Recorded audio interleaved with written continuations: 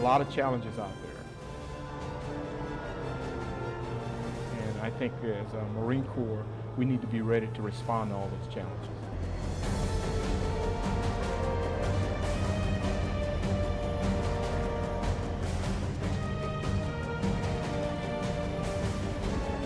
We're training now for contingencies or whatever may confront this nation in the future.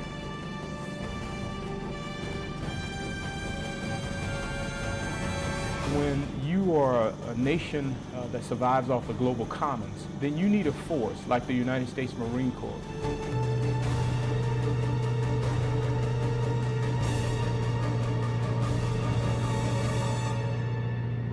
The United States Marine Corps stands ready. Good morning, ladies and gentlemen, and welcome to our coverage of Steel Night 2013.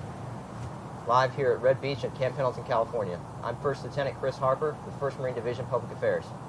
Steel Night is a combined arms exercise featuring Marines and sailors from all elements of the Marine Air Ground Task Force, or MAGTF. The amphibious landing we'll be watching this morning will officially kick off Exercise Steel Night, with follow-on training events here at Camp Pendleton and at the Marine Corps Air Ground Combat Center in 29 Palms, California. Units participating in this 1st Marine Division exercise will include infantry battalions from 1st and 5th Marine Regiments, artillery from 11th Marine Regiment, 3rd Assault Amphibian Battalion, 1st Light Armor Reconnaissance Battalion, 1st Combat Engineer Battalion, 1st Tank Battalion, Combat Logistics Regiment 1, Combat Logistics Battalion 5, elements of the 3rd Marine Aircraft Wing, and our Navy brothers of Assault Craft Unit 5. For more on today's amphibious landing and Exercise Steel Night, we now turn to Sergeant Alfred Lopez and his interview with the Commanding General of 1st Marine Division, Major General Ronald Bailey. Good morning, ladies and gentlemen. My name is Sergeant Alfred Lopez. I'm a combat correspondent with 1st Marine Division Public Affairs. Today we have the Commanding General of 1st Marine Division, Major General Ronald Bailey, here to talk to us about Exercise Steel Night. Good morning, sir. Good morning. All right, sir. Basically, we're here to try and give the audience a better understanding of exactly what's going on with Exercise Steel Night and what it is, sir. It's described as the return of the Marine Corps to its core competencies. Can you describe to us what those are, what our core competencies are, and how we've diverted from them for the past 10 years, sir? Well, let me take you back to state that this year's Steel Night's a division-level exercise. And it will give us an opportunity as a division to focus in on our division command and control. When you start talking the core competencies of a division, we're talking offense, defensive operations, most importantly, amphibious operations. So for us, when we talk about the transition back after being involved in OIF and OEF, that's the transition that we're talking about, to include such things as humanitarian disaster relief, things of that nature. But Steel Night started off as a armor exercise in the 90s and then evolved into a pre-deployment training exercise as our units were preparing to go into OEF. And so since that is on the drawdown, now we are focusing on division level skills. All right, sir. When you entered the Marine Corps, sir, what was a large-scale training exercise like? And like you mentioned, it's changed a lot because of OIF and OEF. Can you describe how that's changed? Yes, the large scale, what I would call or describe as a large scale exercise, was the Combined Arms Exercise, better known as CAX. And so we would all deploy, at least a battalion would deploy 229 Palms with the regimental headquarters as the command element. So having that regimental headquarters as command element, we had representatives or the squadron, the MLG representative in terms of the battalion, similar to what we have today in our combat logistics battalion. So that regimental headquarters was responsible for integrating the MAGTF and pulling the MAGTF together. So the regimental headquarters is the MAGTF headquarters with battalions. That exercise in total gave us an opportunity to work on our combined arms skills. So that's the difference. But what we're doing today, as we look at Exercise Steel Night, is the beginning or kind of the forerunner to our ITX, our integrated training exercises. So, but we're doing it from a division level perspective during this Steel Night. Obviously, the Marine Corps is a unique fighting force, as you know, sir. How are we uniquely equipped to address the future security needs of America, especially with regards to our interests in the Pacific, sir? Well, that's a very good question. I'll start by saying the United States is a global maritime power. We're the largest economy in the world. When you think about it from a broad perspective, a big picture scope, 21 of the 28 mega cities are near the littorals, basically about 62 miles away from the littorals. Large population centers are near the littorals. And so when you are a nation that survives off the global commons, then you need a force like the United States Marine Corps, which is a force that has a naval character. You know, we're a naval force, and we're able to respond today with today's force. So this is where training like Steel Night at the division level is very, very important, because as the ground combat element of a MEF could very well be deployed to conduct operations that may secure those littorals. So the Marine Corps is, in my perspective, is uniquely organized and qualified to fill those future roles. Partnership, capacity, and partnership building, these are the things that the Marine Corps. Stabilizing force, we work very well with joint. We create space for the nation and for commanders in an environment. Sure. Regimental Landing Team 1 is going to be basically heading the landing onto the beach for Exercise Steel Night. Mm-hmm. Could you describe the challenges of controlling an amphibious landing team, as well as how chaotic is it to establish an actual landing force operations center for RLT-1? One of the difficult things about an amphibious operation is the coordination, and so that's why Steel Night is very important. If I had a request to sign, it would be to have more amphibious ships. We don't have enough amphibious ships to be able to rehearse and train properly. But if I was king for a day, I would give that entire regimental landing team the capacity or the opportunity to come ashore from our amphibious ships. And so that's in how you organize, how you prepare. So for Steel Night, this will give us an opportunity to train to that. But the most important thing, as I said, in an amphibious operation is the command and control. Having good command and control allows you to be able to make those changes that are required, or move a force here or there to respond. It gives you that adaptability that you need on an amphibious operation. RLT-1 has been and is a part of 1st MEB. So this gives them an opportunity to train to their core competence and enhance their overall skills in amphibious operations, from everything to the command and control, the ground combat element, the logistics aspect of it, and the aviation aspect of it. All those are critical parts of an amphibious operation, and so creating that lodgement requires that they train to those skill sets. Sir, this year's exercise is going to be in conjunction with Exercise Valiant Mark as well, where the Singaporeans are with 2nd Battalion, 5th Marines. Yes. They're training right now. How are you planning to integrate the Singaporeans into Exercise Steel Night, and why is that important for us? Well, as I mentioned to you earlier when I was talking about the U.S. and it being a global maritime nation, part of what we do as a Marine Corps is that we work with our partners. We build that capacity. A unique strength of the United States Marine Corps, when we're organized as a Marine Air Ground Task Force, as a MAGTAF, is that we have the ability to move from ship to shore. By moving from ship to shore, it gives us an opportunity to, we have a very light footprint.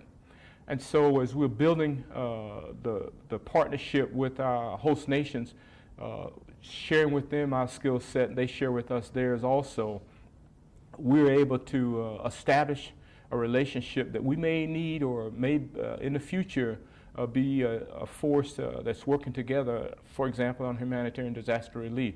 Tomodachi come to mind when you start talking the last HADR type of operation, humanitarian disaster relief type of operation. So when we have the opportunity in an exercise such as Valiant Mark to work with the Singaporeans, that gives us a great opportunity to, one, share with them our command and control, our systems and how we do things, share with them our lessons learned. We have a force of Marines who are combat trained, so we can share those lessons with them and talk to them and show them how we do different things. And then we learn the same from them as we watch how they work through different skill sets and challenges that we have in front of us. Valiant Mark is a very, very good exercise. It's just one of many that we're involved in terms of the partners all over the Asian Pacific region. That's sir. Large-scale live-fire exercises were the staple of the Marine Corps during the 1990s, sir. What do you think are the biggest benefits of a large-scale exercise like Steel Night? Well, let me go back and kind of modify that just a little bit. As I said before, we had regimental headquarters that would go out. First Division had, in fact, gone out on large-scale exercise, and then even when I was in Second Division, we did some of the same things.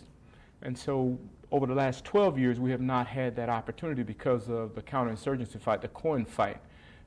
The great value and benefit of an exercise of this nature is you get out and you're able to exercise your command and control, and then you're able to more or less stretch your systems, test your systems to make sure that that you can talk to your units. For example, I have 1st Marines here at Camp Pendleton.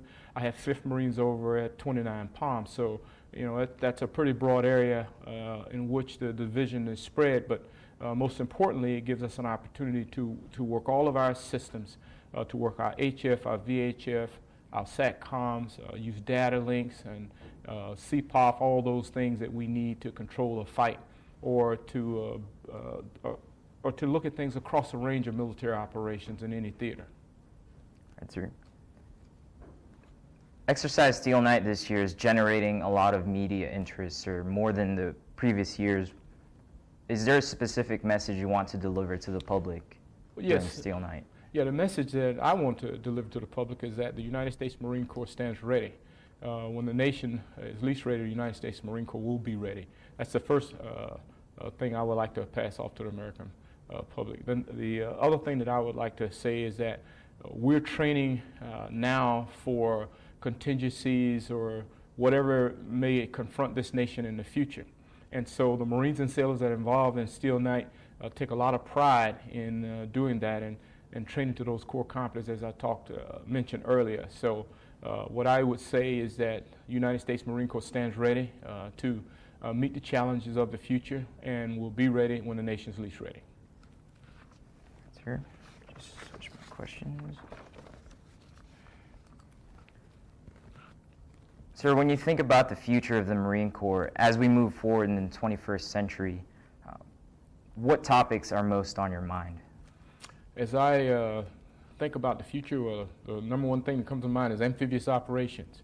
I need ships to train with. That's the first thing that comes to mind. My units need ships to train with. So those are the type of things that I'm thinking about. But when I think about the Asian Pacific Theater, what I think about is partner capacity.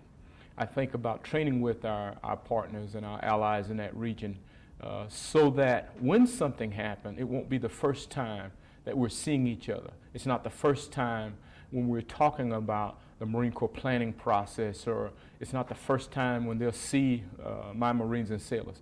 And so when you have that type of relationship, it makes for moving into a very difficult situation, a very challenging situation like an HADR or an offensive type operation. It makes it a lot better when you have had an opportunity to train together, such as Valiant Mark, and you have seen each other's SOPs, the standard operating procedures. So that's the thing that I think about when I start thinking about the future and where we're going in terms of the Asian Pacific theater. There are a lot of challenges out there, and I think as a Marine Corps, we need to be ready to respond to all those challenges. Like you mentioned, sir, Exercise Steel Night has a lot of moving parts. Obviously, we're here in Camp Pendleton, then we're with the 5th Marines over at 29 Palms.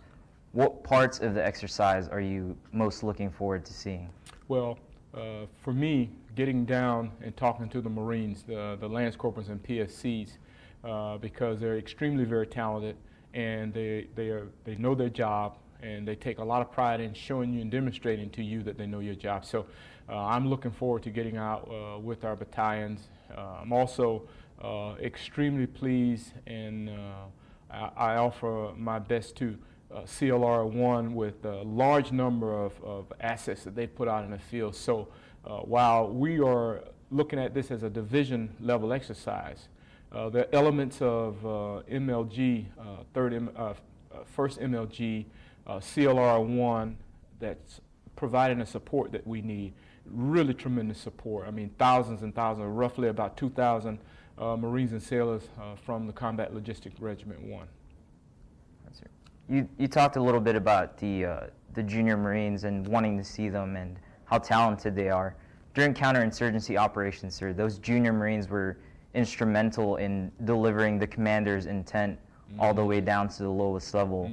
Do you anticipate any change as far as the roles of those junior Marines when it comes to amphibious landing operations? Well, I will say that when we start talking about the Lance Corporals and the Corporals and the PFCs and those Marines and their role in counterinsurgency operations, more from a distributive operations perspective, it was that type of strategic corporal, very smart, sharp Marine that carried the day. They will continue to carry the day because it's leadership at the lowest levels that accomplish the mission. And so when they understand the intent of any operation, it helps everyone. So I'm very proud of those Marines because, one, they're very talented, they know their trade, and they take the initiative, and they have never failed to accomplish a mission. So they add to the legacy of our Corps through their professionalism and hard work and dedication.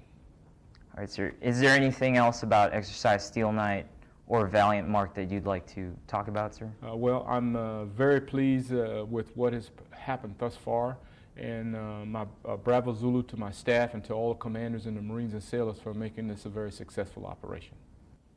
Thank you for your time, sir.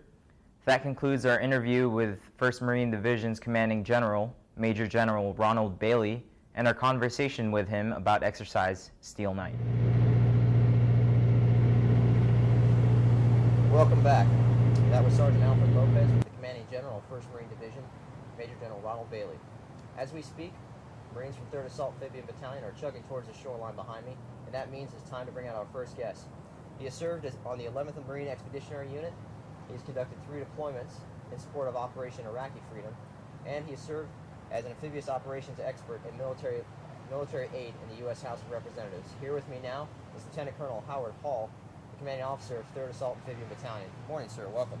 Hello, good morning. Thank you for having me out here today. Sir, we're very happy that you can come out here and share some of your knowledge and expertise with us. And first of all, I'd like you to tell us and the viewers at home, what is the mission of 3rd Assault Amphibian Battalion? Okay, the mission of the 3rd Assault Amphibian Battalion is to provide amphibious lift and battlefield mobility to the ground combat element of the Marine Air-Ground Task Force. Now, put more simply, each vehicle can carry 18 combat-loaded infantrymen or combat support or humanitarian assistance supplies from the ship to the shore to objectives inland and all the way back to amphibious shipping. This is a service-defining capability for the Marine Corps, and it's unique. It is applicable across the entire range of military operations. Like I said, from the low end, humanitarian assistance, disaster relief, through the high end, joint forcible entry operations. Could you give us a couple examples, and the folks at home, could you give them a couple examples of each of these types of operations that your battalion is capable of performing, sir? Absolutely. There are 5 missions. There is the amphibious assault, which is carrying combat forces from ship to shore through a defended beach to taking objectives inland. There's the amphibious raid. A raid is a limited objective assault. The raid would typically just be short in duration, followed by an immediate withdrawal. There is the amphibious withdrawal. This took place in 1993, evacuating UN troops from the coast of Somalia. Okay, there's the amphibious demonstration. We participated in this in 1991. This was a critical part of our mission in support of Desert Storm. Can you tell me a little bit more about that, sir? As I understand it, there was a very large Iraqi force during that their focus was actually turned over to the amphibious capabilities the Marine Corps was providing at that point. That is correct. Because of the amphibious force off of the coast of Kuwait, This forced the Iraqis to move what is estimated to have been 6 divisions to defend against an assault that could take place. The threat of the assault shifted the Iraqi forces away from our main assault, which was on land. And the very last one is operations other than war. In this case, it's humanitarian assistance and disaster response. Now, what is interesting and what a lot of people do not know is in 2005, in our own homeland, in response to the disaster Hurricane Katrina caused, 2 assault amphibian vehicles saved 263 lives in the first 48 hours after that disaster had taken place. Like I said, this vehicle is completely unique, and it is very versatile and flexible in the fact that it can support the Marine Corps' mission across almost the entire range of military operations. Sir, you're absolutely right. That was one fact I did not know about the Hurricane Katrina disaster. That's actually kind of incredible. Well, moving on from there, there's all these capabilities that your battalion brings to the table, all these things that they've done in the past, but it really comes down to the Marines and sailors within your battalion that actually make this happen. Could you tell me a little bit about them? Who makes up the third tracks? Absolutely. I'm very proud of the Marines and sailors who make up the battalion. There's just a little over 1,400 Marines and sailors broken into 6 companies, 5 line companies, 5 companies that operate the AAV, and a headquarters and service company. There are over 36 different MOSs, military occupational specialties, that make up the battalion, but the majority of the battalion is the 1833, the Assault Amphibian Vehicle Crewmen. Okay. The Marines who are operating these vehicles we see out in the water behind us right now, and keeping those vehicles running is the 2141, the Assault Amphibian Maintainer, the mechanics who keep these 41-year-old vehicles running. Those seem like the heart and soul of the battalion. Absolutely. Them, they're not going anywhere. But I got to tell you though, every MOS is required to make this battalion run. Supply, communications, our armorers, all the way across. It takes every single piece, like a Swiss watch. Every piece has meaning, and that's what it takes to keep this battalion running. And for Exercise Steel Night, sir, though, I know behind me we have your, I believe, Bravo company that's chugging towards the That's correct. right now. Is there another company that's actually participating in this exercise as well? That is correct. Charlie Company is out in the 29 Palms version of it. This is unique. This is the first time in all the years that Steel Night has been run that it is split between a Camp Pendleton portion and a 29 Palms portion. And just for the viewers at home, to give them a little more perspective, what is your, since this is a completely different mission than what's going on here with an amphibious landing, what is your Charlie company doing in 29 Palms? They're doing a live fire and maneuver exercise at the Marine Corps Air Ground Combat Center in 29 Palms. Because it's non-contiguous according to our map, but on the scenario it is contiguous in that they would be conducting the follow-on missions. This is the critical phase right here, getting the forces ashore, establishing a lodgement, which means creating an opening for the rest of the MAGTF to come ashore. That is what's going on behind us right now. Charlie Company, because they're up in 29 Palms right now, is going to be conducting that follow-on mission. Okay, that sounds good, sir. Now, all this we're talking about, the Marines and sailors that are working hard to keep these vehicles running. I'd like to discuss a little bit of the capabilities of these craft, if you would. Just give me a brief overview of what an AAV is capable of. An assault amphibian vehicle is capable of approximately 60 miles an hour on land. It can keep up with the M1 Abrams tank. It can accomplish 6 to 8 knots in the water. It's got a 171-gallon fuel tank on it, which can get us 7 hours in the water or 300 miles on land. Sir, I hate to interrupt you, but can you describe what's happening right here? You see on our monitor, looks like it's from the troop commander turret. You are correct? Okay, if you can go ahead and describe. Okay, absolutely. Like I said, this is the critical phase of the operation. These vehicles are coming ashore with either 18 combat-loaded infantrymen or 10,000 pounds of cargo. They have just hit the beach. We have leveraged reconnaissance assets to the best of our ability. We may have, the MAGTF may have inserted some reconnaissance elements on the beach to report directly to us to give us an idea what we're coming up against. But with a 50 caliber machine gun and a 40 millimeter automatic grenade launcher in the turret of that vehicle, which you can just about see right there in the shot, sir, they can defend themselves. Sir, it looks like we got another shot from the beach there. And we have more, and this is the rest of the first wave of AAVs that are coming in. This is your first platoon from Bravo Company, I believe. That's correct, and I've got to tell you, the first wave is the critical wave. They are going to gain and maintain the momentum of the operation. They're just like the offensive line on a football team. they will shape everything that happens from here forward in the operation. All right, sir. Well, hey, now as they're moving in, sir, what are these Marines doing as they prepare the beach for the follow-on waves of AAVs? Absolutely. If there are any coastal defenses, if there are any forces on the beach, they're using that weapon system you can see right there in the shot to try and neutralize and negate any enemy defenses and move forward as quickly as possible. And I'd like to pause real quick and remind all the viewers here, our audience at home, that there's actually no live fire going on at the beach this morning. Oh, that's correct. Yes, there will be no fire in this landing. So that's the first wave of the landing with AAVs. And actually now I'd like to get back to the capabilities of the AAVs and go to a report by our own Sergeant Jacob Hard. We can get that loaded up here. Right now you're seeing AAVs on Red Beach. Here's another one chugging in, sir. Absolutely. It may be interesting to note that the vehicle's 11 feet high. In the water, it's got a 9-foot draft. So really, there's only about 2 feet of the vehicle up above the water. Okay. Now, sir, when they are coming in, I know that there's an open hatch on the top of the AAVs, but when they're in the water, is that closed because there are Marines inside? That's correct. All hatches are closed, and it uses an air aspirator valve, so it's only going to take in air through the mushroom valve, is what they call it, the aspirator valve. To keep the engine cool, though, it uses a contact cooler on the bottom of the vehicle, which uses thermal diffusivity.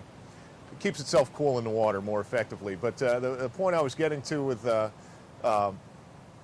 draft, 11-foot vehicle, 9 feet of it's underwater, as you saw. It's actually, I don't want to use the word stealthy because that has its own connotations, but the vehicle sits low in the water, and the engine noise from the turbo is actually dissipated down into the water. It can make a somewhat stealthy approach just before first light. Well, I know we're sitting up here, sir, and I certainly couldn't hear anything coming on the beach right now. So it's definitely effective. Sir, if you take a look at the AAVs right now, can you point out the different positions in the AAV? Okay, similar to a car that we would be driving, the front driver's side, the left-hand side, or I guess the port side as we'd say it, that's the driver. Directly behind the driver is the troop commander. That is the Marine who is responsible for the embarked infantry. Senior infantryman sits right behind the driver, and you can see up in the elevated position is the turret. That is the crew chief of the vehicle. He's responsible for the vehicle, employing the vehicle safely, and getting the infantry to where they need to be to execute their mission. And the crew chief on each vehicle, typically what rank is that for the Marine? That's typically a corporal, a non-commissioned officer, so he is responsible for a vehicle that is in excess of $1 million each, plus employing the weapon system, the 50 caliber machine gun and the 40 millimeter automatic grenade launcher, and he's responsible for the maintenance, upkeep, employment, and the safety of that vehicle and that crew. And as obviously a non-commissioned officer, he's been in for a few years at that point. Where would a Marine like that start? Where would he start in the AAV community to get to be a crew chief? Typically the junior position, a brand new 1833 amphibious vehicle crewman, is in the rear. He's the rear crewman. Every time these vehicles stop, they take a tactical halt. That is the Marine who goes out and checks the suspension, makes sure that the vehicle's running fine on the outside. He's also responsible for the embarked infantry, making sure they've got their positions in the back of the vehicle and that they are riding safely, and also helping them get out when it's time to dismount and take the objective. The next senior position is the driver. So they go from rear crewman to driver. That Marine has got to go through an awful lot of training on land and in the water. The toughest part is getting on and off of an amphibious ship. That's typically the lance corporal, and if they succeed there and they progress in their careers, they'll make their way up to the corporal crew chief. And that's where that Marine is sitting right there. Absolutely. There's a lot of responsibility as the crew chief. And now each crew chief, how many AAVs are in a platoon, sir? There's typically 12. Okay. A MEU platoon that we'd send on the Marine Expeditionary Unit would have 3 more that would have its own communications variant and its own recovery variant. Those are the 3 variants of the I need to AAVs. stop here real quick, but what is the communications variant? What can that be used for?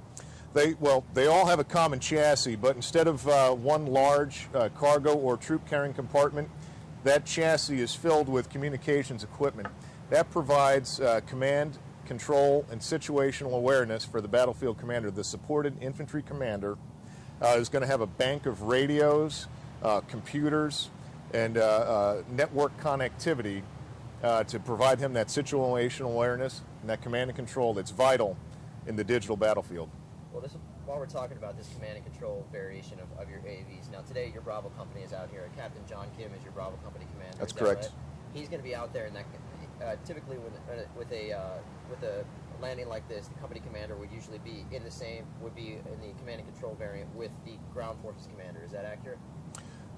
It really depends on the scenario and how the supported commander would like to employ his assets. It's really up to the supported commander. A company commander like Captain John Kim would be an advisor, and if the supported commander wants his advisor in that vehicle with him, that's where he's going to be. Otherwise, he's really focused more on the safe employment, the tactical employment of those assets. So that's interesting, sir. And not a lot of people know this. A lot of people do know that the Marine Corps is based on infantry, and everything we do is around infantry. Your MOS and your community is, of course, combat arms, but you're still in support of the grunts on the ground, of the infantry. That's an interesting relationship. If you could just talk about that a little bit more. Well, I've got to tell you, it's a valuable relationship because we have got to understand the infantry scheme of maneuver in their terms in order to best support that scheme of maneuver. This partnership is forged all the way in the beginning of our training, and it's an exercise like Steel Knight that allows us to put it together on a large scale. We're able to conduct these combined exercises. Mechanized infantry is what we call it when we have the infantry on board with us. We can do that at the lower levels, but this opportunity is enormous for us. It puts all those small building blocks together and allows us to reinforce our SOP, standard operating procedures, and our tactics, techniques, and procedures in a large scale and dynamic environment. All right, sir. Well, now, as you can take a look at the monitor, it looks like we have this first wave is in, and they've established pretty good security. They have established security on the beach right now. Now, once the next wave starts coming in, what is the next move for this first platoon? Okay, well, the first wave there, they've got to conduct that initial security. They've got to neutralize any enemy defenses on the beach. And as you see, they're going to start moving forward as those follow-on waves expand that security perimeter, and we can begin bringing in the connectors. The landing craft air cushion is a Navy vessel. It's very fast. It has a tremendous amount of capability, but it can't leave the beach. It also has no actual defenses. It doesn't have any weapons on it. So that's the critical role of the assault amphibian vehicle, to secure that beachhead, to expand that perimeter, and to facilitate the follow-on of combat forces through that perimeter to objectives inland, and also to facilitate the safe landing of the landing craft air cushion, the LCAC, and the landing craft utility, the LCU. Sir, you mentioned the LCAC's landing craft air cushion. They're actually going to be coming in a little bit later here with following forces from 1st Light Armor Reconnaissance Battalion. Take a look at the monitor here. Got some more pictures coming in. Okay, that's the crew chief right there.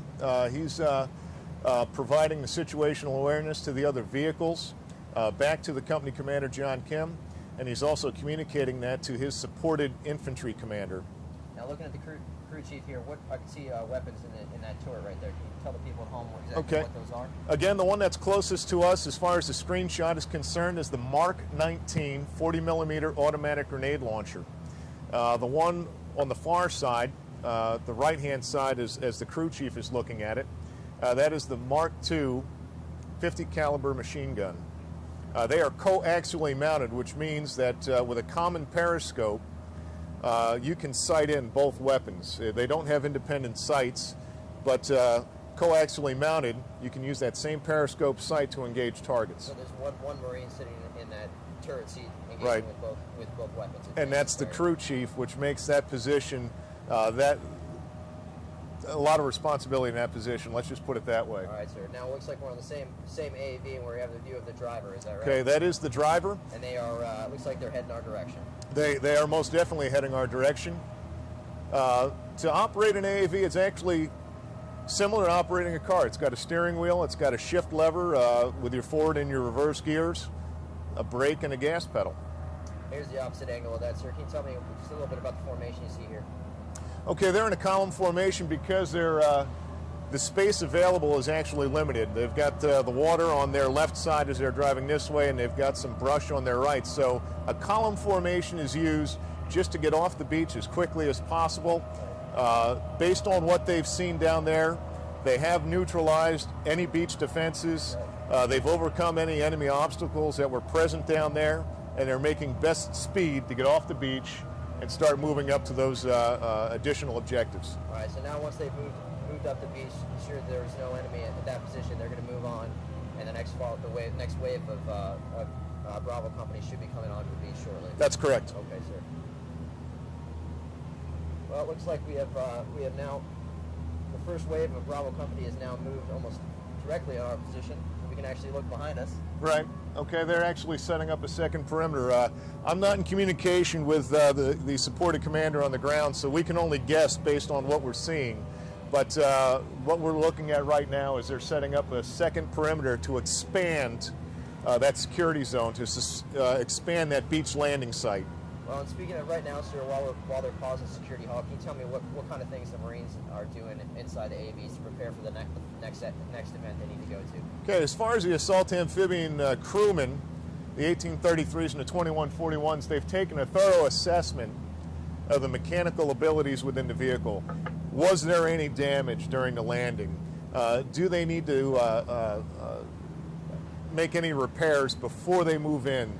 Check the status of your fuel systems. Check the status of your weapon systems, your ammunition. Before they make that push off the beach, they need to make sure they are 100% up and ready to go.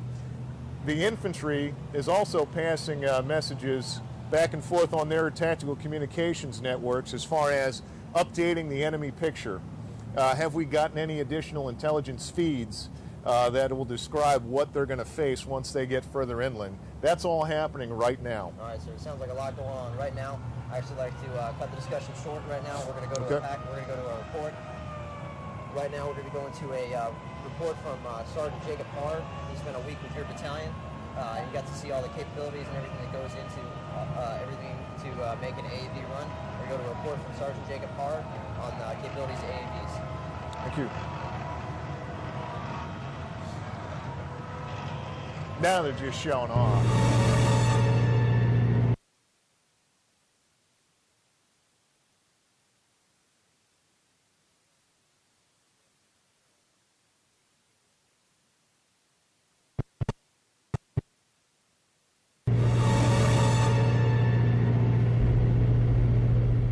When the Marines need to take a beach, the amphibious assault vehicle gets them there. Second Lieutenant Connor Murphy commands a platoon of AAVs. He understands the capabilities it brings to the fight. So we can establish a foothold on the beach. Each AAV has a .50 caliber machine gun and a Mark 19 fully automatic grenade launcher. It allows us to create a great deal of suppression on the enemy, create a good standoff distance, and allow the infantry to assault through the objective on the beach. Introduced in the 1970s, the AAV remains a key component of the Corps' amphibious strategy. It can move more than 20 Marines in their gear. It has several advantages over other troop transports, like helicopters and hovercrafts. We're able to splash in less than favorable conditions. With air assets, they're usually looking at a very narrow scope. That allows commanders greater flexibility in planning an amphibious operation. After landing on the beach, the vehicle can travel up to 200 miles without refueling, giving the infantry the firepower to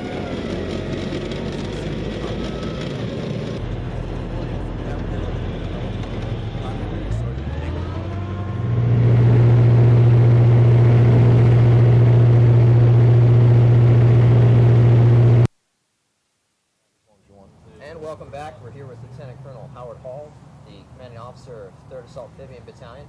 Thank you to Sergeant Jacob Parr for that report. And we're going to go back to our discussion on AAV capabilities. And sir, we saw in that report, one thing I thought was really interesting we didn't get to see today is actually the AAVs disembarking from the amphibious shipping. Could you walk us through that? Tell the folks at home exactly what's that like? Okay, absolutely. We had a chance to talk about the relationship between the assault amphibian vehicle crewmen and the infantrymen. Well, there is an equally important relationship that we form with our Navy brethren. The two toughest things of operating an assault amphibian vehicle is getting onto an amphibious ship and getting off. We rely heavily on the seamen, the Navy sailors who are controlling our operations inside of the well deck. It's a 26-ton mechanized ballet inside of a very small area inside of those amphibious ships. But we have a tremendous relationship with the Navy as far as preparing the vehicles. That would have happened probably about midnight, with the refueling the vehicles, preparing the vehicles, staging the vehicles inside of the well deck of an amphibious ship, red lights on, and then just before first light, we see the ramp go down. It's the stern gate, actually. The stern gate goes down. They point us in the right direction toward our objective beach, and the red lights turn green, and we begin launching those vehicles. And again, 26 tons moving in a very confined space. There's a lot of adrenaline pumping at that moment, and they actually flood the well deck of the ship. They get about 3 feet of water in the back of the ship that allows us to float our way out. Well, and we're talking about this well deck. Exactly how big is a well deck? How many of your AAVs can actually fit in there at one time? Well, it depends on the class of the ship, but typically we can go 3 vehicles across, so 3 vehicles side by side, and launch one at a time. But depending on how much space is available, we prefer to do 2. Okay. And we just launch in tandem, one left, one right, about 15 to 30 seconds apart. And if that wasn't complicated enough, as I understand it, you launch before first light, sometimes board Right. ships in pitch black. How does that work? Well- How can your Marines drive in those kind of conditions? Again, it takes a lot of training, a lot of practice, but what's happening is the ship that's in charge is called the PCS, the Primary Control Ship.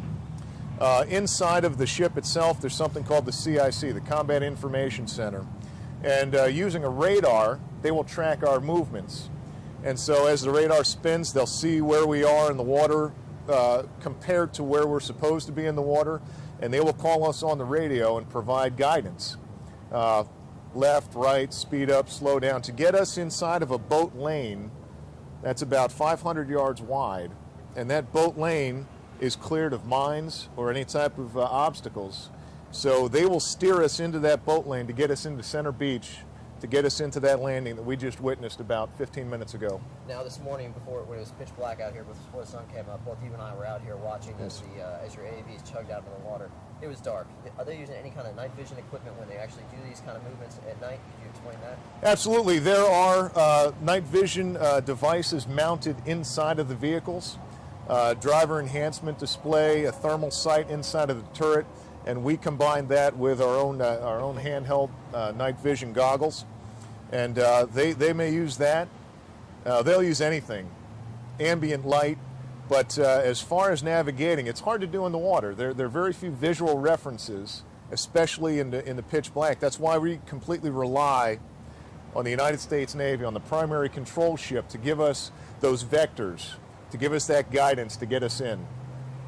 So it sounds like a lot of stuff that goes into these, actually making these things run. We have a tremendous amount of capability that we've already talked about and that we've actually seen, going on the beach behind us right now. Right. What I'd like to get into is the Marines and the sailors and all the work they actually put into making these machines run. I understand there's a ton of maintenance that actually goes into that. Could you tell the people at home a little bit about that? Absolutely. It's a very large vehicle. Like I said, 26 tons, a 525 horsepower Cummins turbo diesel engine in a chassis that's 41 years old. So it's There's late. some wear and tear going on. It's 1960s technology being driven by 1990s vintage Marines. So I've got to tell you, the professionalism that these Marines display every single day is truly impressive. This is a large-scale exercise, there's no doubt about that, but to make this happen the way it is right now, they've got to put the heart and soul into their work every single day that they're out there. And on a daily basis, how much maintenance actually goes into these kind of things? The general guideline is 4 hours of maintenance for every 1 hour of operation. Wow. That's a general guideline. That's pretty incredible. Well, as I'm getting a word in my ear here, I think we actually have another report from Sergeant Jacob Hare discussing all the maintenance that actually goes into these AAVs. So right now I'd like to cut to that report from Sergeant Jacob Okay. Herrick.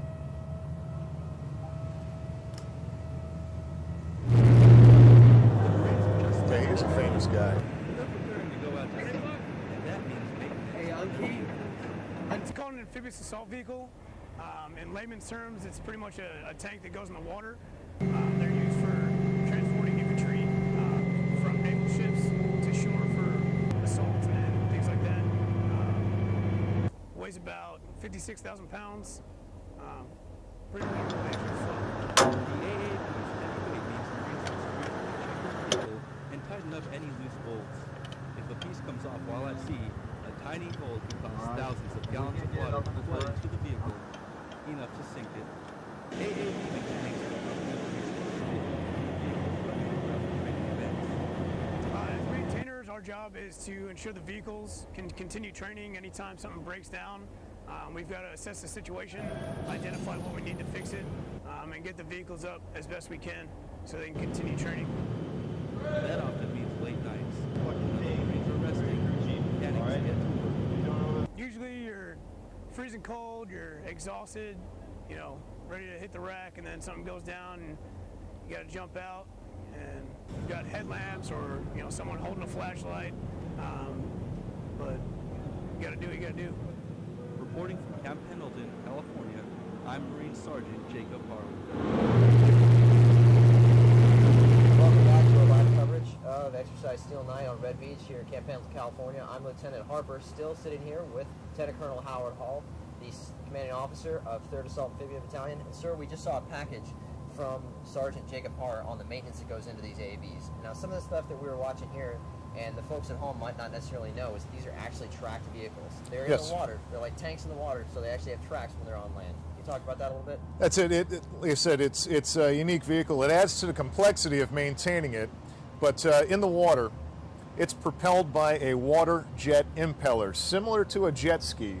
That it'll suck the water into a bell housing, and an internal prop will compress it and force it out the back. That's what propels it forward. On land, Right. it's got tracks. Now I gotta ask though, Yes. how much more powerful is this than a jet ski? 'Cause I don't think people at home are gonna try to be able to hop in on their jet ski and move through the water, move this much weight through the water. No, I'm not sure how many horsepower a jet ski has, but this has the 525 horsepower Cummins diesel engine, providing all of that thrust to get 26 tons, a 26-ton block, Right. straight through the water.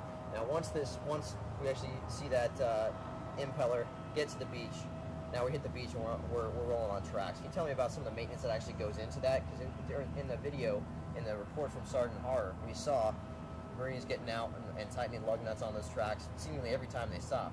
Every single 10 may stop. That's the duty of the rear crewman under the supervision of the crew chief to get out and check the bolts on each of the road wheels to check the track tension.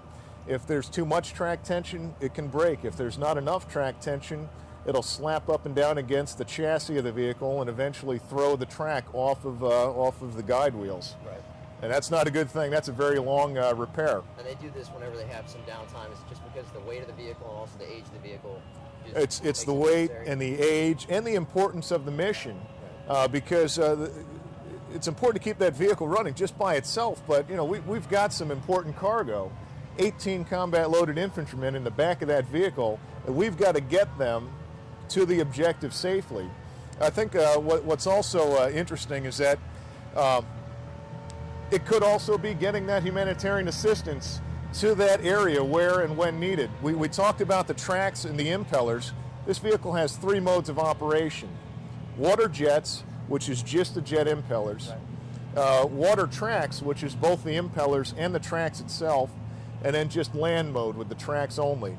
That kind of versatility is what allowed us to save all those lives in the aftermath of Hurricane Katrina, because employing the jets and the tracks at the same time, we can go through bodies of water, we can climb over crumbled infrastructure, fallen trees, fallen power lines, broken walls. This vehicle can go across a 6-foot span, it can climb a 3-foot vertical wall, and it can do so just on the move. And those kind of things have been put to use not only, as you said, humanitarian operations, but traditionally non-amphibious areas of places like Iraq, like the initial phase of Operation Iraq. Absolutely, yeah. We can operate. History lesson on that. Absolutely, we can operate in a riverine environment as well. With this vehicle was the prime mover for the infantry during the initial assault in 2003, the opening of Operation Iraqi Freedom. In a number of cases, our adversaries had knocked down some bridges to try and slow down or halt our progress. There were a number of occasions where this vehicle right here just simply went straight across the water, crossing that body of water, whether it was a reservoir or a small river. This vehicle can just continue on. Well, sir, you know, right now I'd like to see if we can actually switch the picture-in-picture here to see what's actually going on the beach. See if you can describe the scene right here. See what the folks at home are seeing right now. Okay. At this point, they've gotten to one of their intermediate objectives on the beach. They've gotten part of it secure. The ramp is down, so the infantry is out. Again, it's that mechanized infantry combination that makes us potent. Using the periscope sights inside of the turret and the radios, we're communicating with the infantry and taking a look at the situation as it unfolds as we move forward. Okay. So it looks like these AAVs right here are posted security and waiting for the next follow-on wave. And that's exactly it. Okay.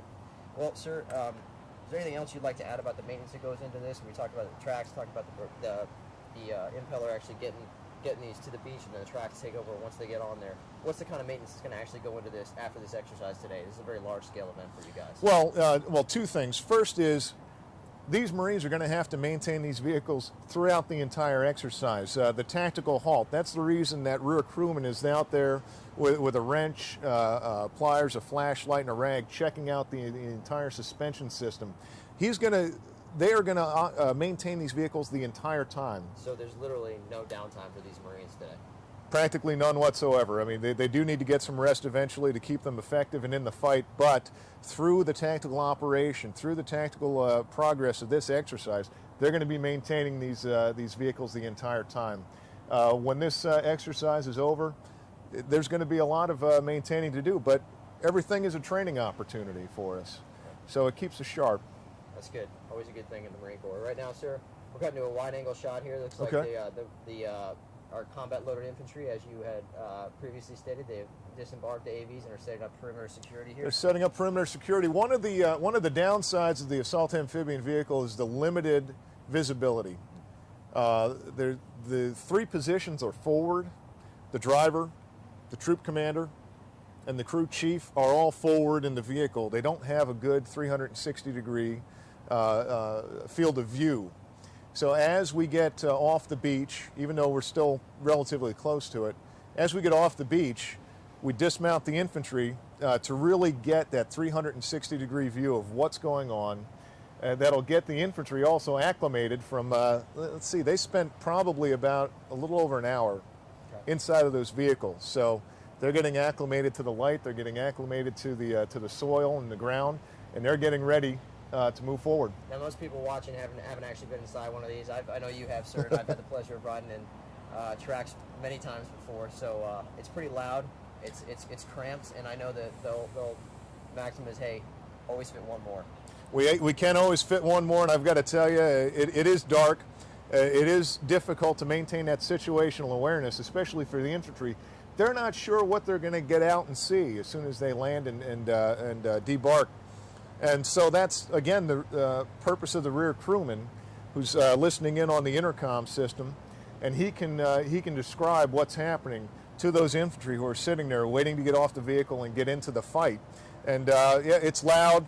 It can get smoky a little bit sometimes, depending on the ambient temperatures outside. It's either going to be cold on the inside or hot on the inside, but a bad ride's better than a good walk any day. That's true. And now the infantry Marines may have hopped out of the AVs, and obviously they've lost a little bit of protection, a little bit of cover from that. But I don't think they're complete. They're not completely out in the open, mainly because of the main guns on those AAVs. Right. They're in the area, and again, with that 50 caliber and that 40 millimeter system on there, they can receive direct fire support from that vehicle. So they're off the vehicle, but they're pretty close, and if they need to move, within moments they can be back in that vehicle and on the move. All right, sir, I'd like to kind of shift the discussion over to a little bit more broad topic of amphibious operations and partnering with our allies in the Pacific in conjunction with those. Now, as we stated earlier, you were the amphibious operations expert, served as a military aide on the U.S. House of Representatives. Can you tell me a little bit about your work there? Absolutely. It was a very interesting tour of duty. I was the military legislative aide was the exact title.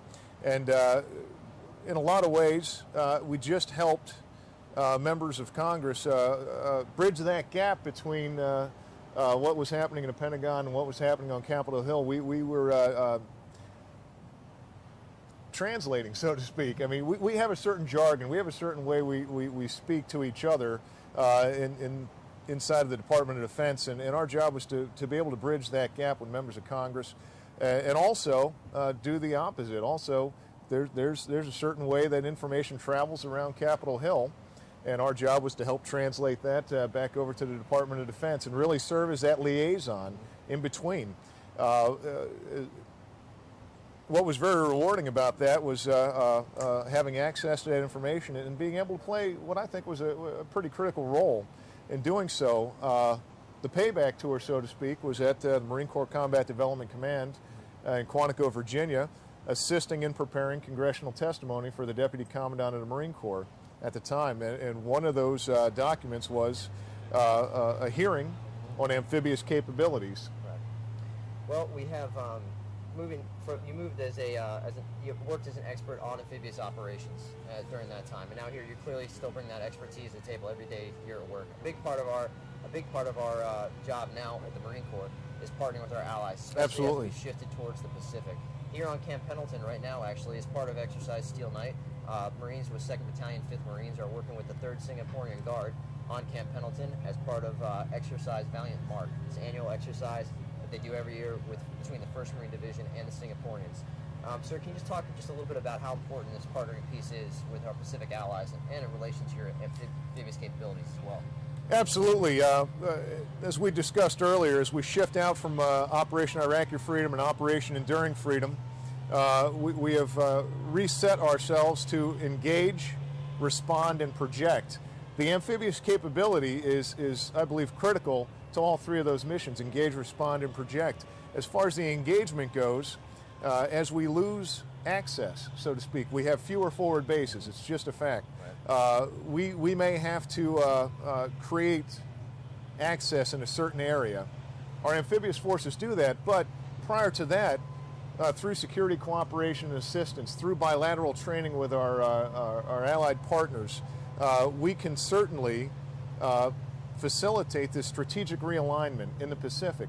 One company, like I mentioned, we've got 5 line companies in the 3rd Assault Amphibian Battalion. Right. One company is in a constant rotation over to Okinawa, Japan as part of the unit deployment program. Okay. And from that position, they conduct a number of bilateral training exercises with the Japanese, with the Filipinos. We're in a position to train with our other partners in the Pacific, the Australians. And in this case, we've got the Singaporeans here. Right, and that's very relevant. It's Exercise Valiant Mark is being conducted in conjunction with Steel Night. Yes. Obviously, we've kicked off Steel Night. You've seen behind us today, and we've also had some of our Marines reporting on some of the work that your Marines with 3rd Assault Amphibian Battalion have done with the Singaporean Guard and 2-5. So hopefully, shortly, we can cut to a report from Sergeant Alfred Lopez on this Valiant Mark training. Now, during this training, they came out and did familiarization training with Yes. the AAVs. Can you talk through just a little bit about what your Marines were showing the Singaporean Marines? Okay, absolutely. The first thing is just learning how to get on and off the vehicle. It may sound very simple, but getting up and down that ramp, finding your positions inside of that vehicle and understanding ingress and egress procedures. Operating in the water, each of our embarked infantrymen must wear a flotation device and a life-saving device there. Getting used to that is also something, and how to store your gear in conjunction with the personnel inside of the back of that vehicle is interesting. Situational awareness, you get off of the back of the vehicle is actually difficult to establish. If you've been driving around and you're being dropped off in an area you're not familiar with, getting off the vehicle and establishing that situational awareness immediately is a small unit leadership tactic, which is, well, I mean, it takes even our Marines takes a little bit of getting used to. So with a foreign nation, it takes a little bit more to get used to. Well, it sounds like that partnership has been going well. It's been going strong for many years now with 1st Marine Division and the Singaporean Guard. I know when Sergeant Lopez was out there working with them and working with your Marines at 3rd Tracks, they also did the dismounted infantry piece, like we have seen behind us today, and that we've already described. They did close quarters combat training within the mount town that's actually just beyond the tent we're sitting in right here. Can you just talk about moving from the AVs and then up to this mount town? What kind of things would they be looking at training? Okay, it's the integration piece is exactly what you're right. So as far as the dismounted infantry, it's getting used to having those fire support assets right there, knowing how to call for them and knowing how to coordinate them into the scheme and maneuver. That takes quite a bit of training to do it and do it safely and effectively. Right. Also understanding that with the capabilities inside the AV, you can call in additional air assets or indirect fire assets. That takes quite a bit of training. All right, sir, it looks like we got, right now it looks like these Marines are unloading, moving some gear to a different position as everybody else has applied security on the beach right now. Looks like they're moving on to the next phase, and just about now it looks like the last of your waves are hitting the beach. Final platoon is coming in now. As the final wave of your AVs from Bravo Company are hitting the beach, sir, what's the next move for your company? Oh, they're going to move to the inland objectives. There's a number of different ways that maneuver is going to occur, whether it's bounding or an overwatch position. That's going to be determined by the enemy threat and the type of the terrain that's out there. This is where it's critical, again, to form that relationship with the infantry.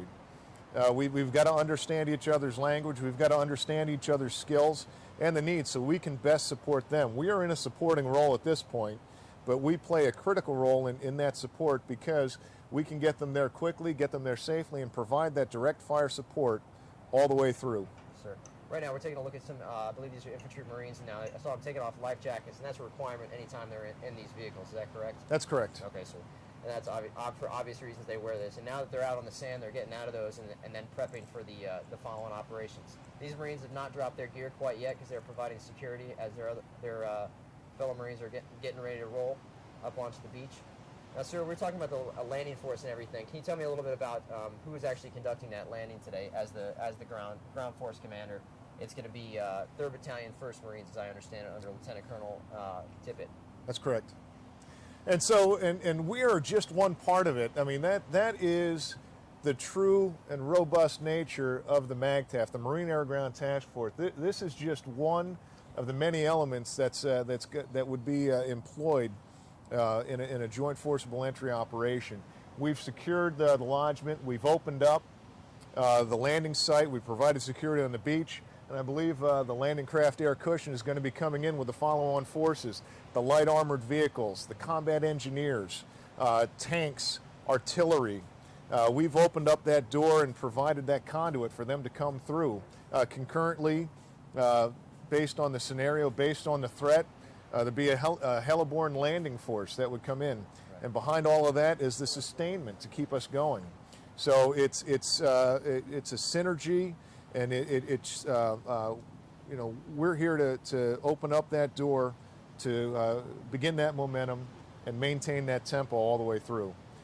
Because this is a training exercise and there's not a lot of live fire right now, we just want to stick to the basic building blocks to get this very critical part as part of our muscle memory right here and now. And obviously it's been a while since we've conducted as a Marine Corps conducting this kind of like large-scale amphibious landing operation since we've been doing things like Operation Iraqi Freedom and Operation Enduring Freedom. Do you see us doing more of this in the future?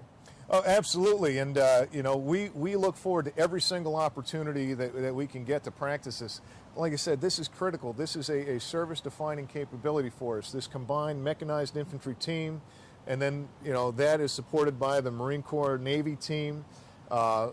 We've really got to focus on this every chance that we get. There are a number of opportunities through the year. We've got Steel Night right now, Iron Fist with the Japanese, Dawn Blitz, Pacific Horizon. There are a number of large-scale exercises, but they're only possible if we get out and practice the individual tactics, techniques, and procedures every opportunity that we get. All right, sir. Well, hey, I think that's about all the time we have for you today, but I want to thank you for coming out and sharing your knowledge. Is there anything you'd like to add before we step off here? Just one last thing, if I can. I've got to tell you, I'm immensely proud of the Marines and sailors who put the hard work and effort into this every single day and make it look as seamless as it is right now, because there is hundreds and hundreds of hours of preparation and training that go into these exercises to make them come off this way. Very proud of the Marines, and I'm excited about the opportunity to come out here. Well, sir, thank you for taking the time today and sharing some of your knowledge and expertise on amphibious operations. But that's about all the time we have for you. It was good to see you, and hopefully we talk again. Okay, thank you very much. Appreciate it. And for now, we're going to go ahead and take a quick little break here at Exercise Steel Night. We'll be back in a few minutes, live at Red Beach in Camp Pendleton, California.